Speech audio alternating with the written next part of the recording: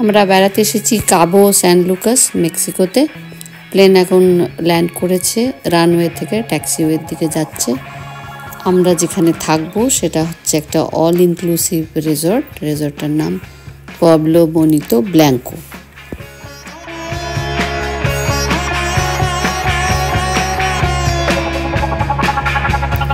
আমরা এখন হোটেলে চলে এসেছি। আমাদের ঘরটা হচ্ছে ocean front sweet. Ocean front বলে এটা ঘর থেকে একদম সরাসরি সমুদ্রকে দেখা যাচ্ছে।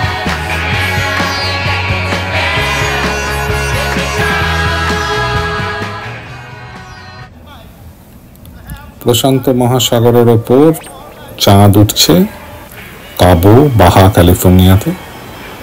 এখন সবাই আমরা বসে আছি, মুন রাইজ দেখছি। লোকে সানরাইজ দেখে, আমরা এখানে মুন রাইজ দেখছি। জলের ওপর চাঁদের আলোর প্রতিফলন হয়েছে, বোট দেখা যাচ্ছে।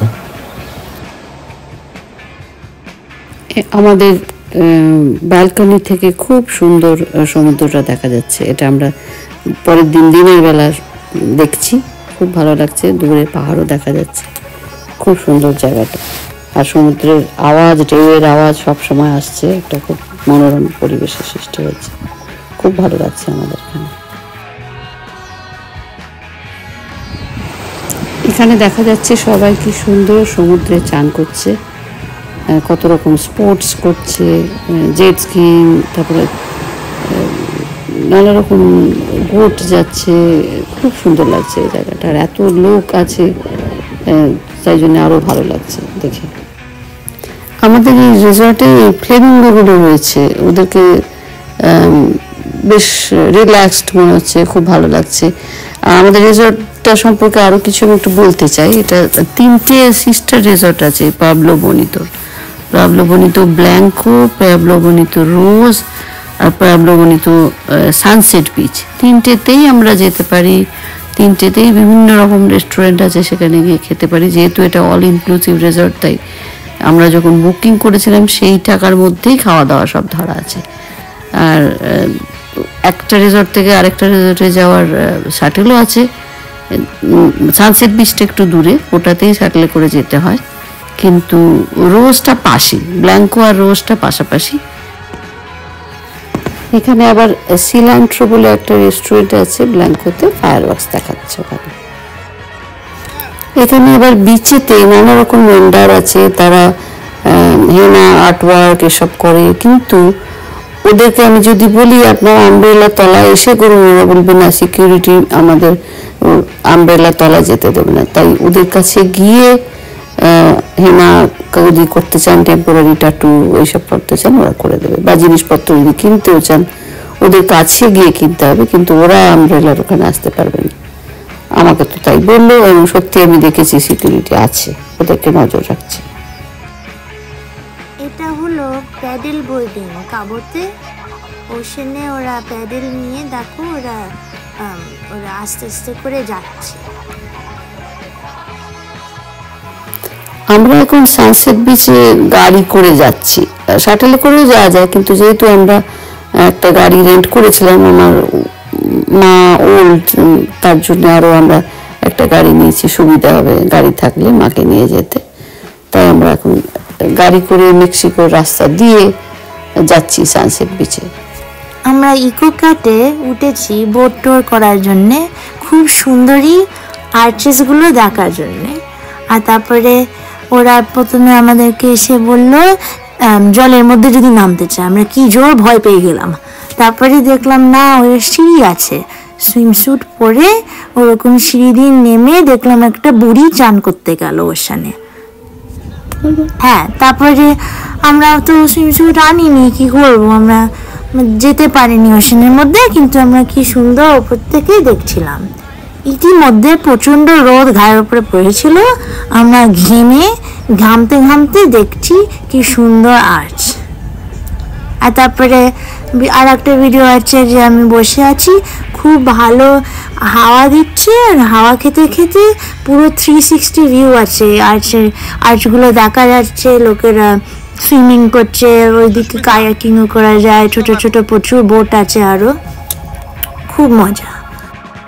এখানে আমি বোটের ওপরে বসে রয়েছি, ভিডিও তুলছি, আর প্রচণ্ড হাওয়া দিচ্ছে, দেখাও যাচ্ছে শার্টটা নড়ছে, তারপরে ওয়েভটা যাচ্ছে, আর তারপরে খুব সুন্দর একটা দেখতে পাচ্ছ 360 ওই ভিউটা, যেটা আগেরবারে বলেছিলাম ওটা রেকর্ডিং হচ্ছে।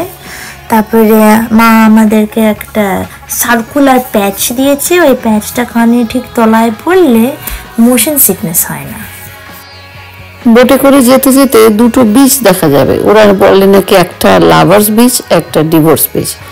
লাভার্স বিচে যাওয়া খুব সোজা, ডিভোর্স বিচটা খুব রকি, এত মজা করেই বলে। যাই হোক, তা আমাদের খুব একটা কোনো বিচটাই রকি বলে মনে হয়নি, কারণ হয়তো আমরা ওই সার্কুলার প্যাচ কানে পড়েছিলাম বলে আমাদের মোশন সিকনেস হয়নি। আমাদের খুব ভালো লেগেছে। আর আমরা ওই হ্যাপি আওয়ার ট্যুর নিয়েছিলাম, যার ফলে খুব ভিড়ও ছিল না আমাদের ওই ক্যাটামারানটা। আর ক্যাটামারানটা ওরা বলছে ইকো ক্যাটটা হচ্ছে নাকি সব থেকে স্টেবল বোট ওই কাবোজে, লাস কাবোজ বা কাবোজ অ্যান্ড লুকাসে। স্টেবল বোট হওয়ার জন্যে আমাদের অতটা মোশন সিকনেস হয়নি বা গা গোলায়নি। যদি ওরা বলেছিল যদি কোনো অসুবিধা একদম দূরে কোনো পয়েন্টে ফোকাস করতে, যাতে করে গা গোলানোটা কম হয়, কিন্তু আমাদের কিছুই হয়নি। আমাদের খুব ভালো লেগেছে, আমাদের কোনো অসুবিধা হয়নি এই বোট ট্যুরে। ইকো ক্যাট ট্যুর, এটা স্পেশাল একটা ক্যাটামারান ট্যুর হয় ওখানে। এখানে আমরা রাত্রিরে বিচে হাঁটতে গেছি, খুব সুন্দর রেস্টুরেন্টগুলো, আলো টালো জ্বলছে, গান টান হচ্ছে, ওয়েভগুলো আসছে। দেখো ওয়েভগুলো কত কাছে আসছে রেস্টুরেন্টের কাছে, তার মানে রেস্টুরেন্টটা বিচের ঘায়ের ওপরে।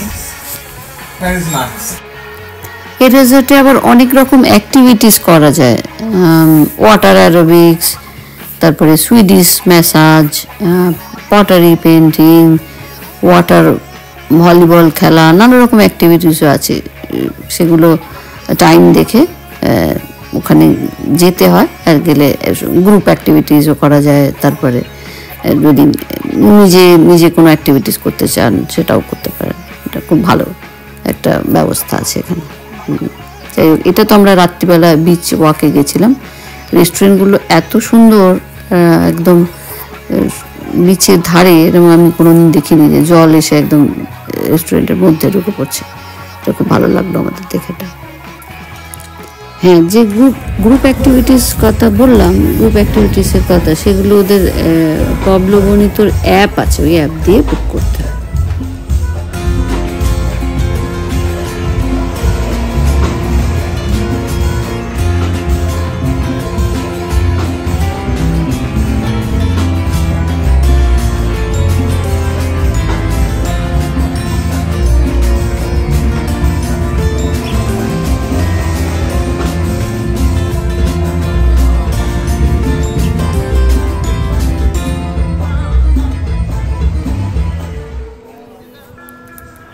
এখন আমরা পাবলো বনিতো রোজে গিয়ে ব্রেকফাস্ট খাচ্ছি, তারপর আমরা এয়ারপোর্টের দিকে রওনা হব।